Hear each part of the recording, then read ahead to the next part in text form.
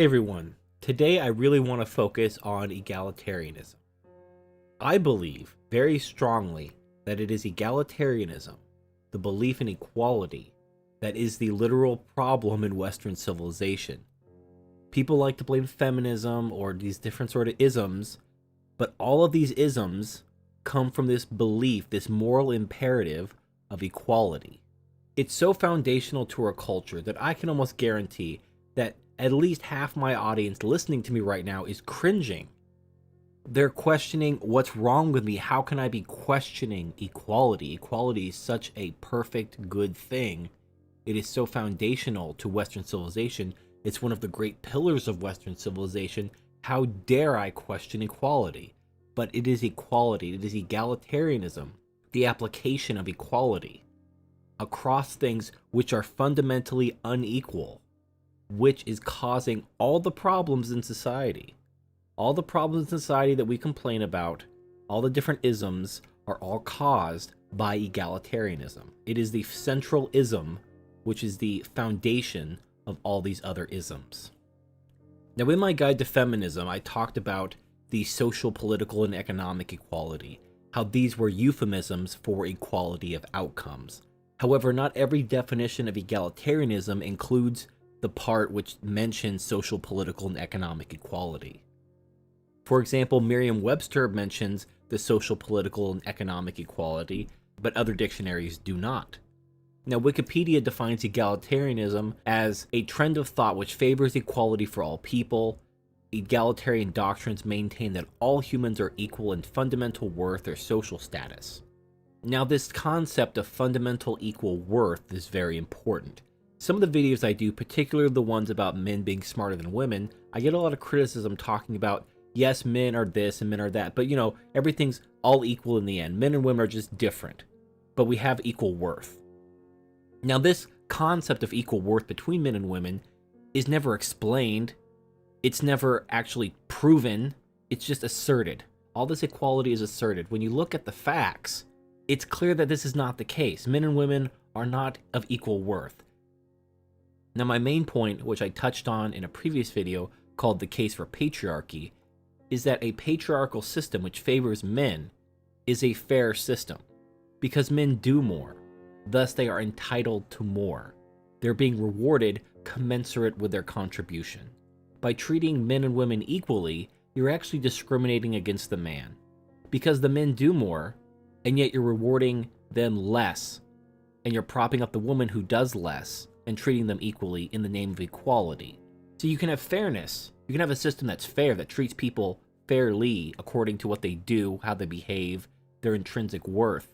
Or you can have an equal system where everyone's treated equally, regardless of who they are, what they do, how much they contribute, whatever. The anti-feminist egalitarians have no philosophical leg to stand on. They can complain about the applications of the law which discriminate against men, but egalitarianism, depending on the definition you use, is for the social, political, and economic equality of different groups, including men and women. And in order to achieve this equality of outcomes, men must be discriminated against. So what are they complaining about?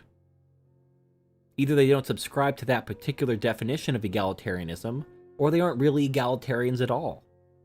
Now, I'm not trying to reach or convince women or feminists of this. I mean, they're a lost cause. I'm trying to reach these self-professed egalitarians in the manosphere who call themselves anti-feminists or men's rights activists or advocates or whatever the A stands for these days. I'm trying to appeal to their logic and reason. I want to show you that egalitarianism is horseshit. It doesn't actually exist. Men and women are not equal. They don't have fundamentally the same worth. Men are worth more to humanity as a whole. Women are inferior. It doesn't mean they're lesser creatures that don't deserve certain rights and protections. Children are inferior to adults. And that's what I'm talking about. To say that men and women are equal without any proof is just as illogical and absurd as saying that adults and children are equal. Clearly, adults and children are not equal, which is why they don't have the same rights. But it doesn't mean they're not human beings. It doesn't mean they should be mistreated or abused. It just means they're inferior and they don't have the same rights, and they're not equal. So let's move on from judging men and women from their biological functions and roles to what I'll call the role-playing statistics. So in a role-playing game, you have different statistics like strength, dexterity, constitution, intelligence, wisdom, and charisma. So if men and women were equal, of equal worth, they would be more or less equal across these different spectrums. While men may be stronger, women may be more dexterous, or have higher constitution, or be more intelligent, or more charismatic. There should be these ways where everything balances out in the end. In role-playing games, they actually do this. They actually balance classes and races and all this other stuff so that the game is fair and fun. However, nature doesn't work that way. Women really don't win any of them. Even if you argue they may win one or two, the majority of these attributes go squarely to men.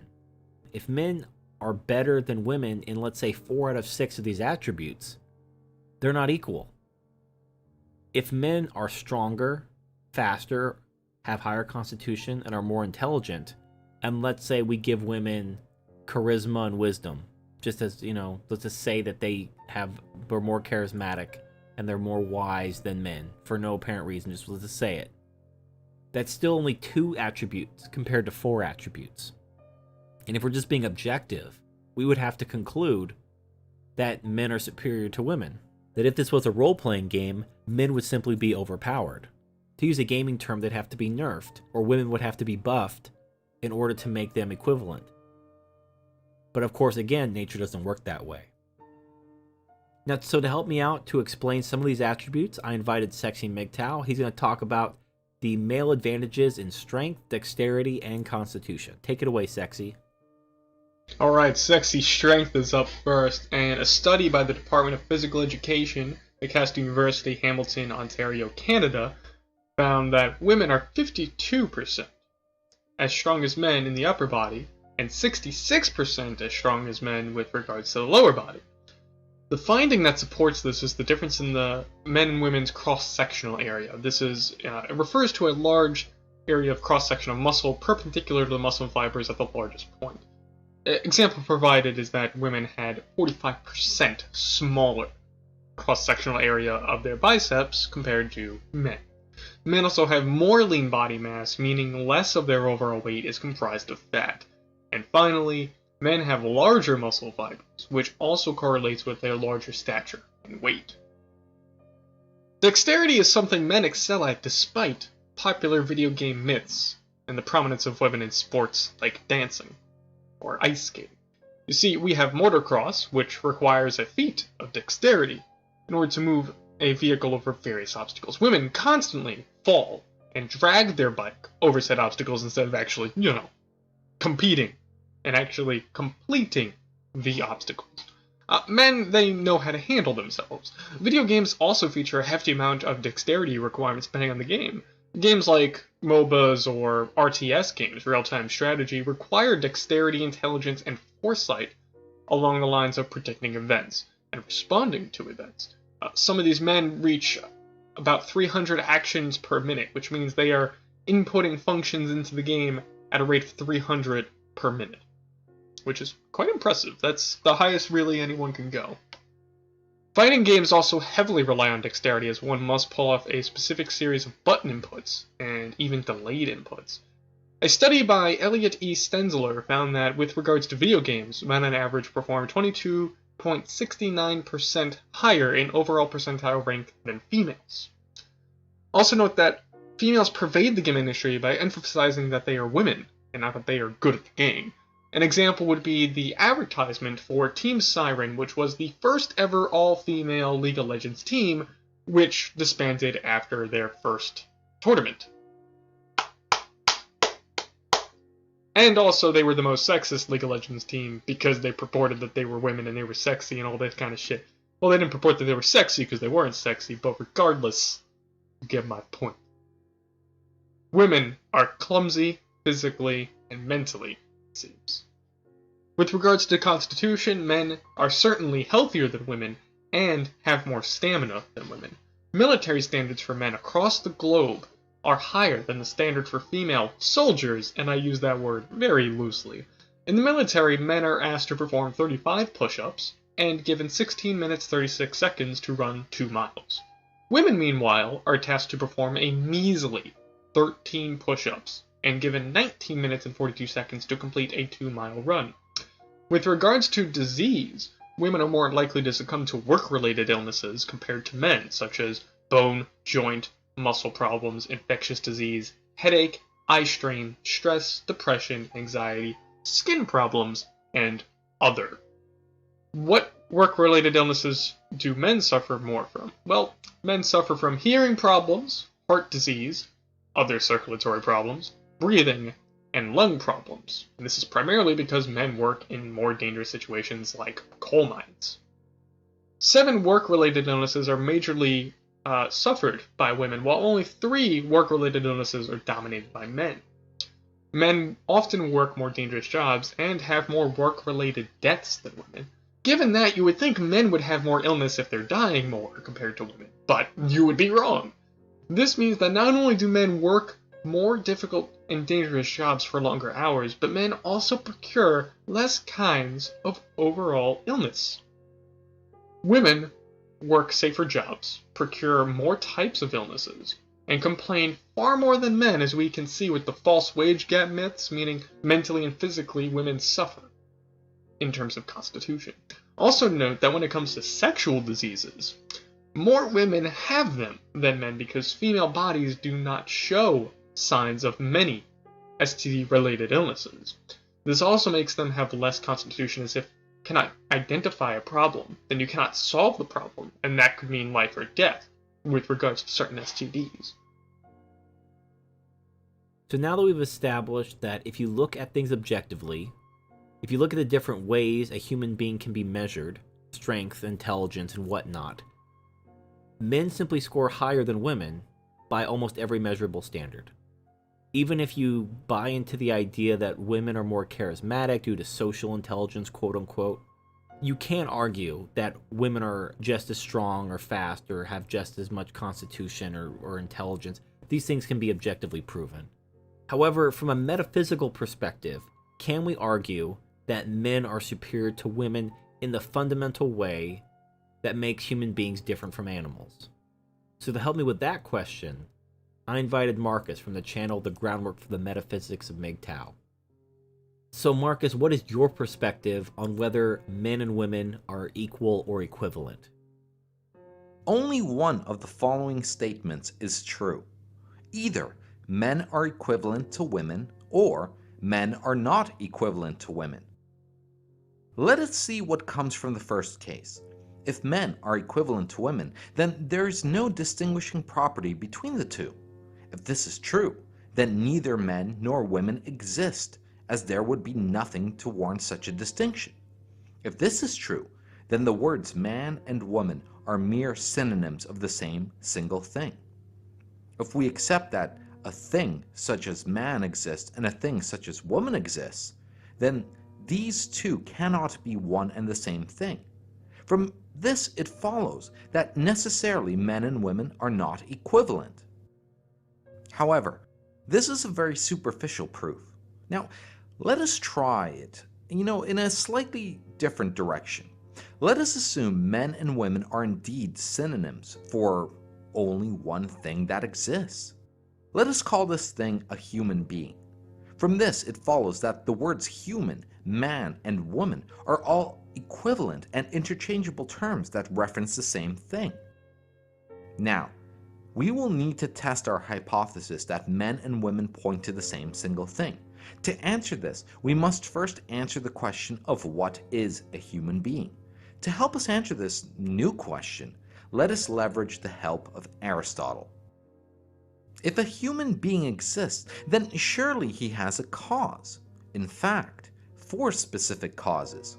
Now, if 2 things are to be said to be the same, then indeed these 4 causes will be the same for those 2 things. For our purposes, if we can show that the 4 causes are the same for both men as for women, then men and women can be said to be equivalent. The first is the material cause. The material cause is the matter from which a thing is constituted. For example, the material cause for a silver fork is silver. Now, is the material cause the same for both men and women? Well, surely it is. They are both composed of cells, which in turn are composed of atoms, and so on. The second is the efficient cause. The efficient cause is that which has brought into being the thing in question. The efficient cause for a silver fork will be the artisan that crafted said fork. Now, is the efficient cause the same for both men and women? Well, yes, it is. Both men and women are produced through sex by two parents. They gestate and are born. The third is the final cause. The final cause is the purpose for which a thing was produced. Now, we need to be very careful in understanding this. If the efficient cause of a silver fork is a craftsman, then we can look at the final cause of a silver fork in two ways. In the first case, we can say that the final cause is the craftsman's desire to sell the fork to make money. Now, this is not what we mean when we describe the final cause. What we mean by final cause is the function that constitutes the good of the thing created. So, though the craftsman may wish to sell the fork, the final cause of the fork is really the function of the fork. The final cause is the good of the thing itself and not the good of the efficient cause. Now, do men and women have the same final cause? Well, surely they do, as we have yet to demonstrate that men and women are different things. So, what is the final cause of a human being? Well, to be a good human being is to best serve the function of a human being. Now, what that function is, will be discussed later. And the fourth cause is the formal cause. The formal cause is the template that gives form to the material cause through the efficient cause for the ends of the final cause. Now, yes, this sounds a little confusing, but it's quite simple. A silver fork's formal cause will necessarily contain some length of silver that can be held by the hand, with one end having any number of pointy, spear-like appendages for stabbing food. In this way, all forks have the same formal cause. Now, do men and women have the same formal cause? Well, on the surface, it seems that the formal cause for both men and women, is the same. 2 arms, 2 legs, 1 head, and so on. Now, earlier we said that if the 4 causes could be found to be the same for both men and women, then indeed a man and a woman are synonyms. From what we have argued of the 4 causes so far, it appears we have found this to be the case. However, if this is true, then men and women are interchangeable. This means that the efficient cause can be fulfilled by any 2 human beings when producing a new human being. It would follow that 2 men having sex, or 2 women having sex should be sufficient as the efficient cause of a human being. Clearly, this is not the case. This means we got something wrong. Let us revisit the final cause.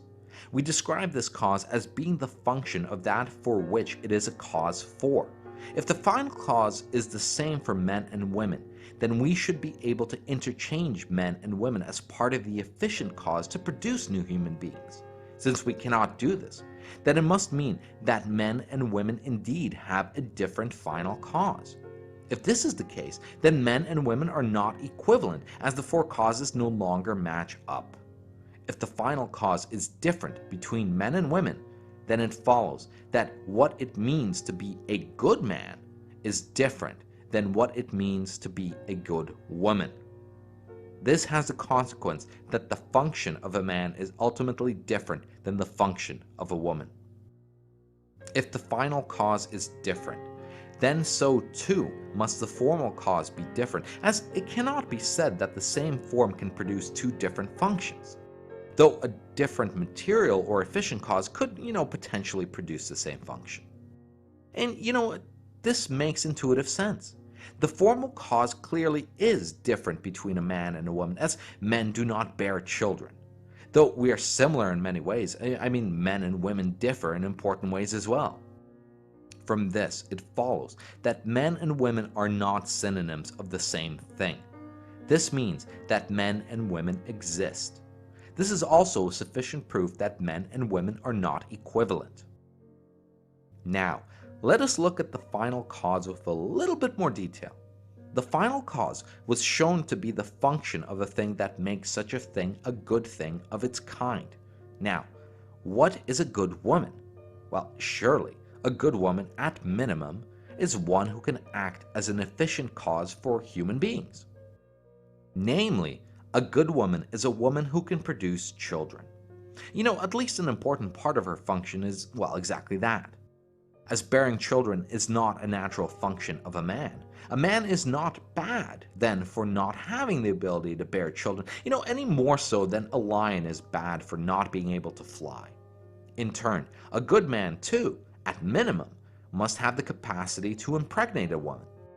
But perhaps I am only stating the biologically obvious. Is the final cause the same for men and women outside of the biological imperative? Well, surely it would be. This is something that feminists and women in general have been arguing for a long time. Though feminists acknowledge the biological differences between men and women, they deny any differences in capacities outside of this. Let us explore this assertion. Let us look at the equivalence of souls. Now, if a thing is to be different from any other thing, so too there must be a property that is not shared by both things. Now, what is that property which is distinct and unique to a human being? Well, it surely must be the capacity for reason. The capacity for reason is not shared between human beings and animals. And you know what? For those who wish to disagree, I demand an animal compose a syllogism as proof. However, we also share many similarities to animals. So with this said, let us divide the soul into two parts. Let us say that one part of the soul is that of reason, while the other part is that of the passions. Reason is unique and distinct to humans, while the passions are shared with the animals. Now, of those two parts, which is meant to dominate over the other? Well, there are only two options. Either passion is subservient to reason, or reason is subservient to passion. Now, if reason is subservient to passion, then man will behave no different to an animal. Now, if man behaves no different to an animal, then he is surely not performing his function, as he is not exercising that which uniquely and distinctly differentiates him from any other animal. In other words, there is nothing distinguishably human about his behavior. From this, it follows that passion must be subservient to reason. In fact, you are only as good a human being as the extent to which reason dominates your passions. Let us make another note as to the final cause of the human being.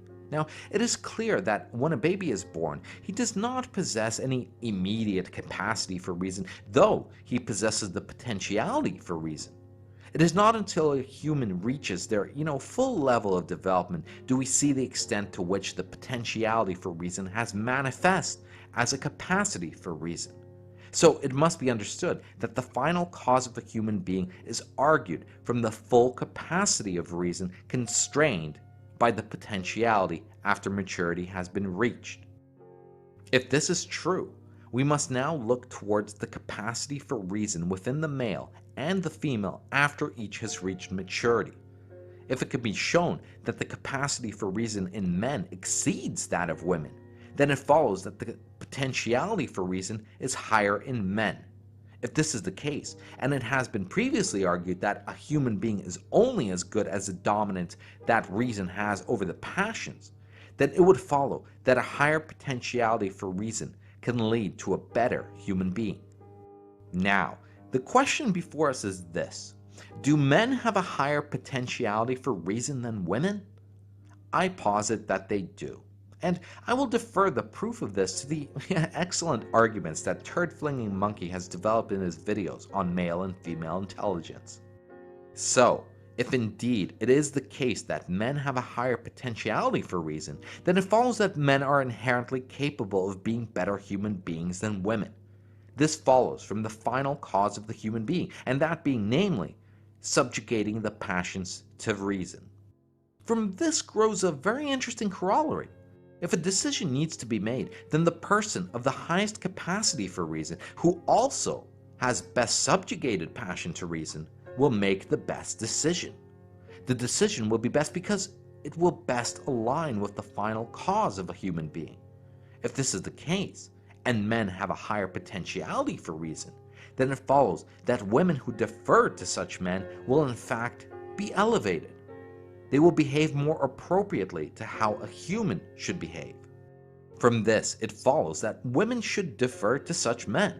It also follows that women need men like this to become better, whereas men like this will never need a woman to become better. Therefore, women need men to better fulfill their final cause, whereas men do not need women for this. Now, it could also be argued that, some men will not subjugate their passions to reason to the same degree as some women will. And you know what? This is true. However, such a man should always pick the highest exemplar to defer to in this case. Given a choice, he will almost certainly find a man to defer to as opposed to a woman. For example, if I need advice on life, I will defer to the best source of a will who has subjugated passion to reason. I will defer to philosophers, and philosophers are almost exclusively male. Therefore, it is virtually guaranteed I will defer to a man. So, from everything we have argued so far, we can see that men and women are not equivalent.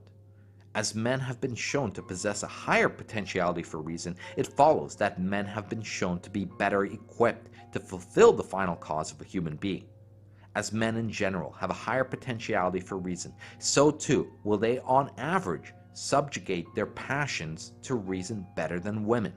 As such, men on average will be better human beings than women. It also follows that due to the higher potentiality for reason in men, the average woman will benefit in deferring to the average man. So we could just tie everything together. Egalitarianism, the belief that men and women are somehow equal, they're somehow worth the same, they're equivalent. Not only is this not true from any objective measurable standard, it doesn't even make sense from a logical perspective. This is not a logical position.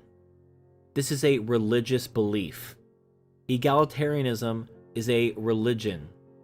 It is a belief that is illogical, that cannot be proven or defended, but that people repeat and repeat. Because what is the alternative? The alternative is the belief that men and women are not equal. And thus, because they are not equal, they should not be treated the same.